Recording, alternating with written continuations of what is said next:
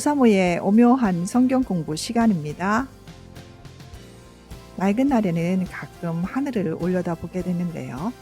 그 하늘빛이 얼마나 아름다운지 한참을 쳐다보게 됩니다. 그렇게 한참을 쳐다보고 있다 보면요. 그 푸르름이 주는 편안함을 느끼게 되더라고요.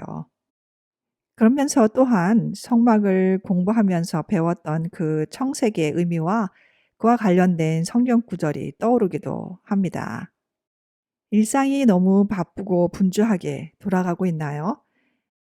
아니면 너무 답답하고 지루하시기도 한가요?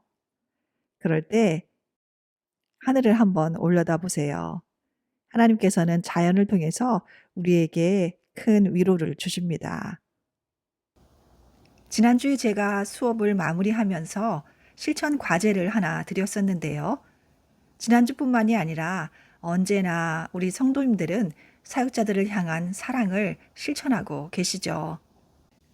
그리고 우리 사역자들은 성도님들의 그러한 사랑과 섬김을 통해 다시 힘을 얻고 열심히 사역을 하고 있습니다. 늘 감사한 마음뿐이고요. 우리 교육자들에게 큰 위로와 격려가 되는 우리 성도님들의 섬김의 실천을 우리 주님께서 꼭 기억해 주시기를 기도하고 또한 그렇게 확신합니다. 그래서 우리 교육자들이 그 감사한 마음을 담아 찬양을 한 곡 준비했습니다. 오늘은 그 찬양을 함께 나누고 공부를 시작하겠습니다.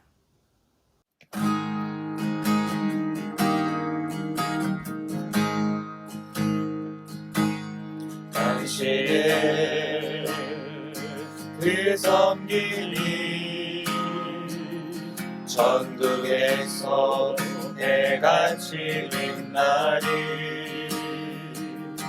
당신의 그 정성이 전국에서 해같이 빛나리.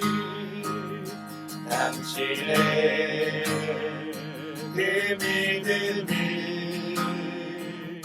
전국에서 해같이 빛나리. 당신의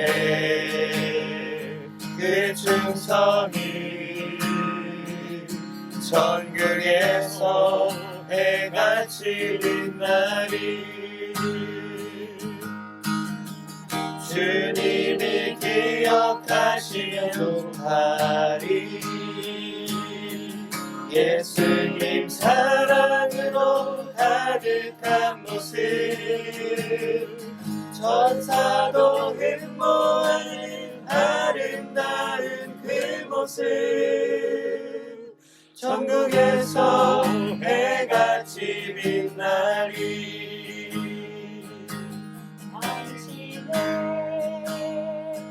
그 순종이 전국에서 해같이 빛나리. 당신의 그 사랑이 전국에서 해같이 빛나리. 당신의 그 찬송이 전국에서 해같이 빛나리. 당신의 그 헌신이 전국에서 해같이 빛나리. 주님이 기억하시면 좋다리. 예수님 사랑으로 가득한 모습, 천사도 흠모하는 아름다운 그 모습, 천국에서 해같이 빛나리. 주님이 기억하시면 좋다리. 예수님 사랑으로 가득한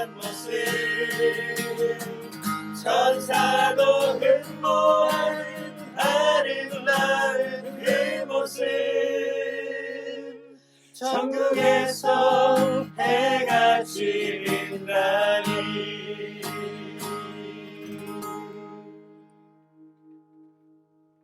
네, 참 아름다운 찬양이죠. 그 노랫말이 계속 입가에 맴돕니다. 이 찬양의 가사처럼요. 내가 하는 모든 수고와 섬김을 주님께서 알아주시면 족하다는 생각을 가지고 교회 안에서 묵묵히 애쓰고 수고하시는 많은 하나님의 일꾼들이 계십니다. 이 시간을 통해서 그분들께 사랑과 감사의 마음을 전해드리고 싶네요. 여러분들의 그 모든 섬김을 주님께서 기억하시고요. 천국에서 해같이 빛날 것입니다. 오늘은 성막을 주제로 한 5성 29번째 시간이네요. 오늘은 또 하나님께서 우리 각자에게 어떤 은혜를 주실까요? 기대하는 마음으로 출발해 볼까요?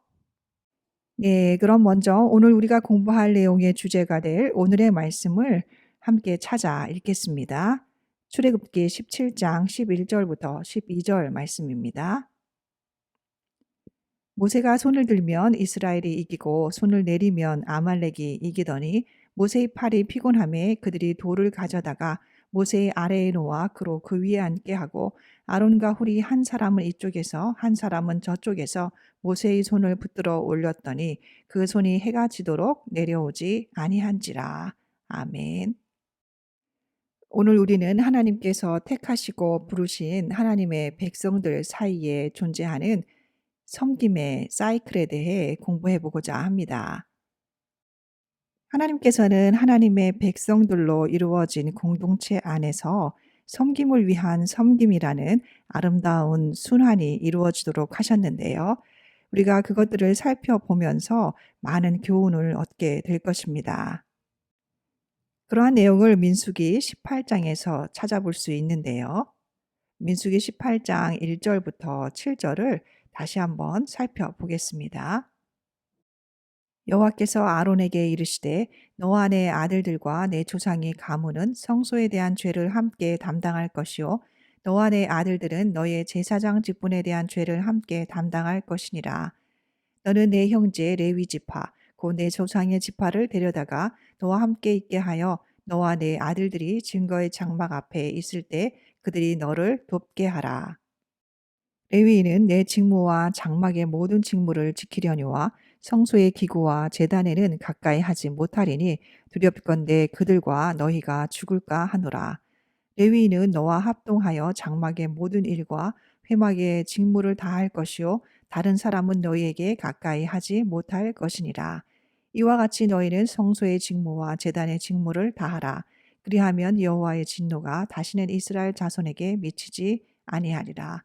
보라 내가 이스라엘 자손 중에서 너희 형제 레위인을 택하여 내게 돌리고 너희에게 선물로 주어 회막의 일을 하게 하였나니 너와 내 아들들은 제단과 휘장 안의 모든 일에 대하여 제사장의 직분을 지켜 섬기라. 내가 제사장의 직분을 너희에게 선물로 주었은즉 거기 가까이 하는 외인은 죽임을 당할지니라. 아멘. 네, 지금 우리가 읽은 본문은 하나님께서 누구에게 말씀하시고 계시나요? 네, 그렇죠. 1절이 기록하고 있는 것처럼 본문은 하나님께서 아론에게 말씀하신 내용을 기록하고 있습니다. 하나님께서 아론에게 직접 말씀하시는 일은 매우 드문 경우인데요. 일반적으로 하나님께서는 아론에게 직접 말씀하시지 않고 모세를 부르셔서 말씀하셔서 전달하도록 하셨죠.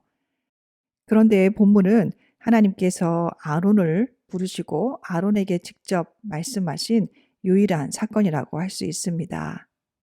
본문의 내용은 고라 자손의 반역 사건 이후에 하나님께서 말씀하신 것으로 이해되는데요.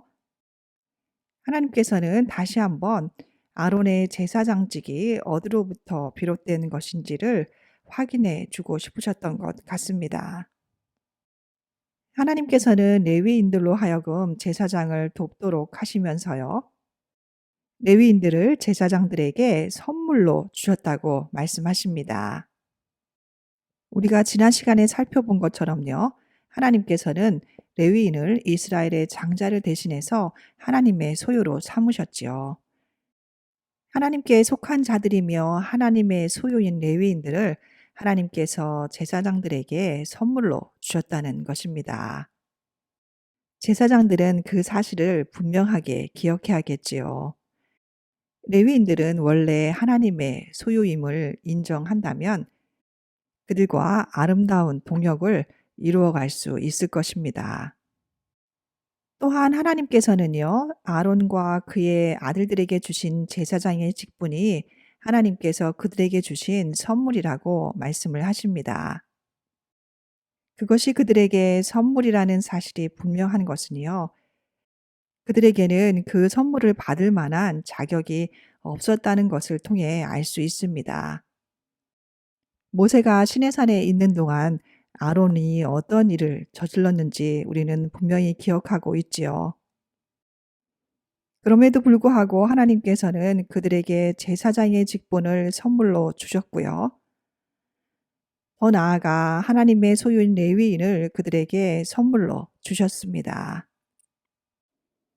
우리는 이제 6절 말씀의 의미를 좀 더 잘 이해할 수 있게 되었습니다.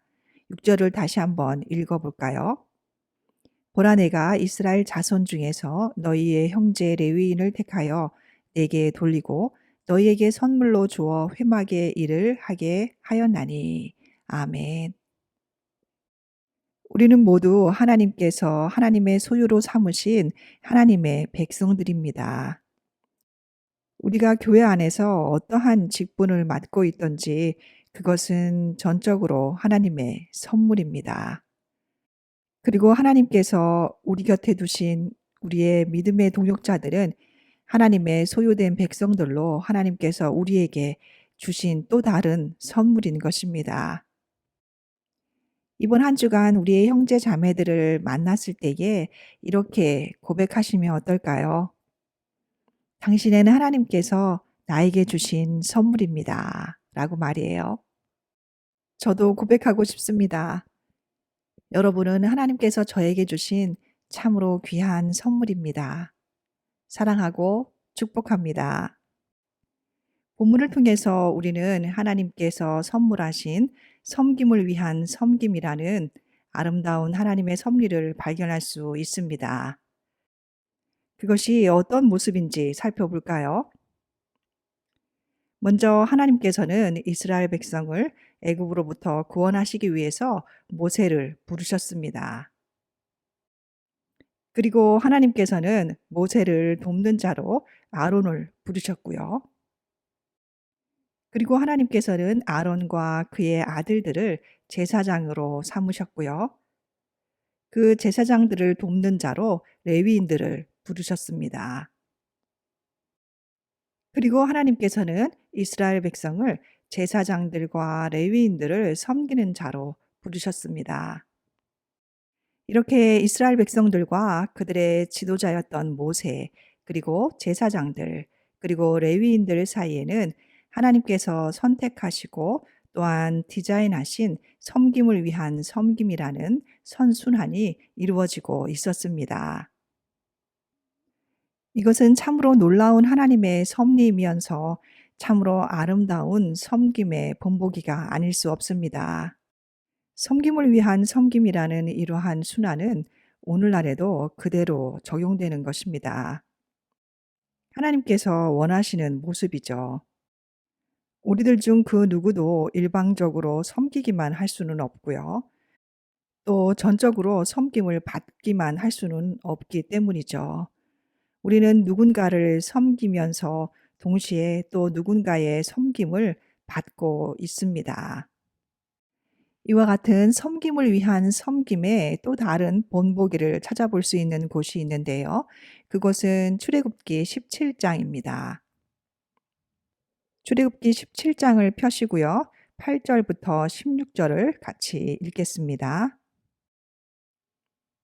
그때에 아말렉이 와서 이스라엘과 르비딤에서 싸우니라.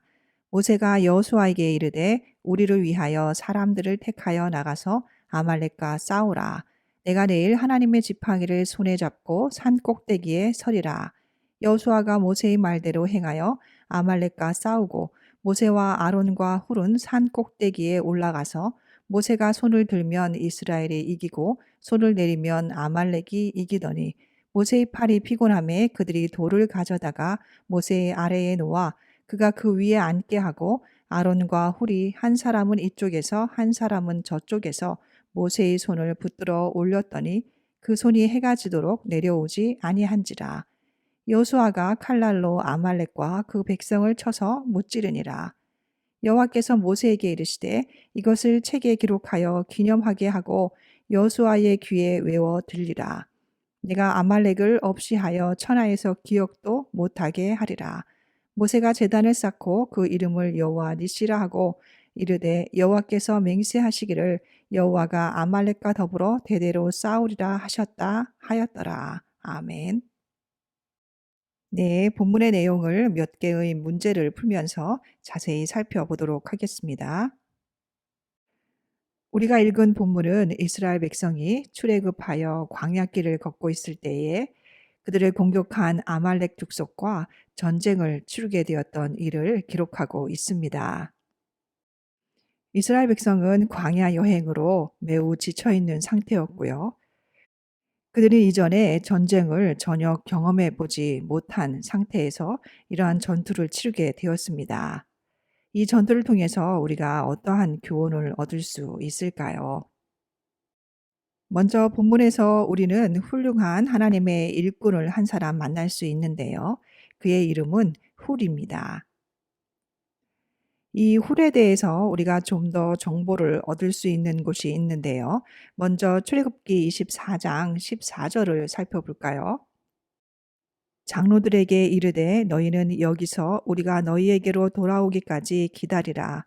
아론과 훌이 너희와 함께 하리니 무릇 일이 있는 자는 그들에게로 나아갈지니라 하고. 또 출애굽기 31장 1절과 2절을 보겠습니다. 여호와께서 모세에게 말씀하여 이르시되 내가 유다 지파 훌의 순자요 우리의 아들인 부살레를 지명하여 부르고. 네, 이 구절들을 통해서 우리가 훌에 대해서 알 수 있는 사실들을 한번 정리해 볼까요? 먼저 훌은 유다 지파의 후손이라는 것을 알 수 있네요. 그리고 또한 이곳에 우리가 잘 알고 있는 부살렐이라는 이름이 등장을 합니다. 하나님께서 성막 건축자로 선택하셨던 부살렐을 기억하고 계시죠? 이렇게 우리가 잘 알고 있는 사람의 이름을 발견하면 너무 반갑죠? 게다가 훌은 부살렐의 할아버지였네요. 그 사실을 알고 나니 왠지 더 친근감이 느껴집니다. 또한 훌은 아론과 함께 모세의 조력자였음을 알 수 있습니다. 모세가 시내산에 있는 40일 동안 훌은 아론과 협력해서 백성들을 감독했다는 것을 알 수 있습니다. 이스라엘이 승리하기 위해서 모세는 어떠한 행동을 취해야 했었나요? 11절은 이렇게 이야기하고 있습니다. 모세가 손을 들면 이스라엘이 이기고 손을 내리면 아말렉이 이기더라. 이스라엘이 승리를 하기 위해서는 모세가 계속 손을 들고 있어야만 했습니다. 여기서 손을 드는 행동은 모세가 이 전투를 위해서 하나님께 기도하였음을 의미한다고 이해할 수 있습니다. 하지만 모세는 점점 피곤함을 느꼈고요. 계속 손을 들고 있을 수만은 없었습니다. 그래서 그들이 어떻게 했나요? 네, 그렇죠. 12절이 이야기하고 있는 것처럼요. 그들은 모세를 돌 위에 앉게 했고요. 아론과 훌이 각각 모세의 한쪽 팔을 붙잡아 올렸습니다.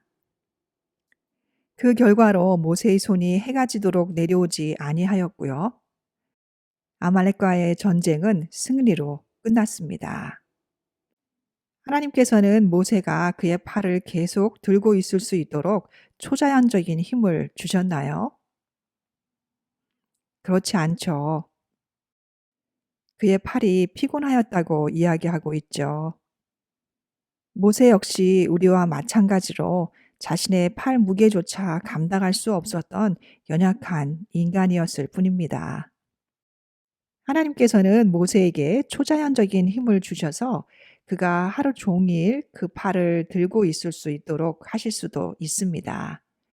하지만 하나님께서는 그러한 방법을 사용하지 않으셨습니다. 그리고 또 다른 무리의 사람들이 그날의 승리와 관련이 있다는 것을 잊지 말아야 할 것입니다. 9절과 10절에서 여호수아의 책임을 발견할 수 있는데요. 여호수아는 전투를 위해 선택된 이스라엘 백성들을 이끌고 나가 아말렉 족속과 맞서 싸워야 했습니다. 그러한 여호수아의 수고는 어떠한 결과로 나타났나요? 13절이 말해주고 있죠. 여호수아가 칼날로 아말렉과 그 백성을 쳐서 무찌르니라. 하나님께서 이 사건을 통해서 우리에게 주시고자 하는 교훈은 무엇이라고 생각하시나요? 우리 맹권사님은 어떻게 생각하세요? 네, 그렇죠. 맞습니다. 그럼 우리 동집사님은요? 네, 그렇군요. 우리가 조금 전에 생각해 보았던 문제에 대해서 여러분들은 각자 어떠한 생각을 갖고 계신지 궁금하네요. 하나님께서 이 사건을 통해서 우리에게 주시고자 하는 교훈은 무엇일까요? 여러분들 각자의 생각을 댓글로 남겨주시기 바랍니다. 주저하지 마시고요. 용기를 내셔서 하나님께서 주시는 생각들을 댓글로 표현해 보세요. 승리로 끝나게 된 아말렉과의 전쟁을 통해서도 우리는 또 다른 연쇄작용을 발견할 수 있습니다. 모세가 하나님의 지팡이를 잡은 그의 손을 들어 올렸을 때에 이스라엘은 승리를 할 수 있었고요. 아론과 훌이 모세를 도울 때 모세는 그의 팔을 계속 들어 올릴 수 있었습니다. 또한 이스라엘 군대가 여호수아를 따를 때 여호수아는 그 군대를 이끌 수 있었고요. 하나님께서 이스라엘 군대에 힘을 주실 때 그들은 아말렉을 쳐서 무찌를 수 있었습니다. 이처럼 하나님께서는 모세, 아론, 훌, 여호수아 그리고 하나님의 군대에 역할을 정하셨고요. 그들이 적극적으로 자신의 역할을 감당하였을 때에 그들은 그날의 영광스러운 승리를 경험할 수 있었습니다. 하나님께서는 우리가 영적 전쟁에서 승리할 것이라고 약속해 주셨습니다. 하지만 우리가 우리의 전투에서 다른 사람과 힘을 합치는 것을 거절한다면 어떻게 될까요? 우선 그 전투는 더욱 길어질 것입니다. 모세가 그의 팔을 계속 들어 올릴 수 있도록 아론과 훌이 돕지 않았다면요. 이스라엘 백성은 더 오랜 시간 아말렉과 전투를 해야 했을 것입니다. 그리고 우리가 우리의 영적 전투에서 다른 사람과 힘을 합하지 않는다면요. 오랜 시간이 걸려 승리를 이루었다고 할지라도 다른 사람들과 그 승리를 함께 나눌 수 없을 것입니다. 하나님께서 우리에게 맡겨주신 역할은 하나님께서 우리에게 주신 선물입니다. 그 역할을 충성스럽게 감당할 때 하나님께서는 우리를 도울 또 다른 선물을 주십니다. 그리고 우리는 하나님께서 허락해 주신 그 승리의 기쁨을 함께 나누게 될 것입니다. 네, 이제 마지막으로 오늘 우리가 공부할 내용을 견고하게 해줄 몇 개의 구절을 확인하고 오늘 공부를 마무리하겠습니다. 먼저 전도서 4장 9절부터 10절 말씀입니다. 두 사람이 한 사람보다 나음은 그들이 수고함으로 좋은 상을 얻을 것임이라. 혹시 그들이 넘어지면 하나가 그 동물을 붙들어 일으키려니와 홀로 있어 넘어지고 붙들어 일으킬 자가 없는 자에게는 화가 있으리라. 아멘. 우리가 혹시 넘어지더라도 우리를 붙들어 일으켜 세워줄 믿음의 형제 자매들이 있으니 얼마나 든든하고 감사한가요? 우리가 서로 협력하고 수고함을 통해 좋은 상을 얻게 될 것이라고 약속하십니다. 고린도전서 12장 7절 말씀입니다. 각 사람에게 성령을 나타내심은 유익하게 하려 하심이라. 아멘. 하나님께서 우리에게 성령의 은사를 주신 것은요, 개인의 유익을 위해 사용하기 원하신 것이 아니라 주님의 몸된 교회 공동체를 위해 사용하기 원하신다는 것을 알 수 있습니다. 히브리서 10장 24절과 25절 말씀입니다. 서로 돌아보아 사랑과 선행을 격려하며 모이기를 패하는 어떤 사람들의 습관과 같이 하지 말고 오직 권하여 그날이 가까움을 볼수록 더욱 그리하자. 아멘. 우선 우리가 해야 할 일은 사랑과 선한 일을 격려해야 합니다. 다른 사람의 단점과 실수에 대해서는 쉽게 이야기하면서 다른 사람의 선한 일과 사랑의 행위에 대해서 칭찬하는 데는 인색하죠. 믿음의 형제 자매들에게 좀 더 관심을 가지고요. 그들의 사랑과 선한 일을 격려하기 위해 애써야 할 것입니다.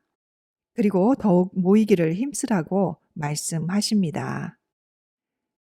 모이는 것을 피하고 공동체로부터 자신을 분리시켰던 사람들은 곧 주님을 배반하게 된다는 사실을 잘 알고 있었던 히브리서 저자는요, 우리의 모임을 포기하지 말고 도리어 격려하면서 주님의 날이 다가올수록 더욱 교회 공동체 삶에 적극적으로 참여하기를 부탁하고 있습니다. 기도하겠습니다.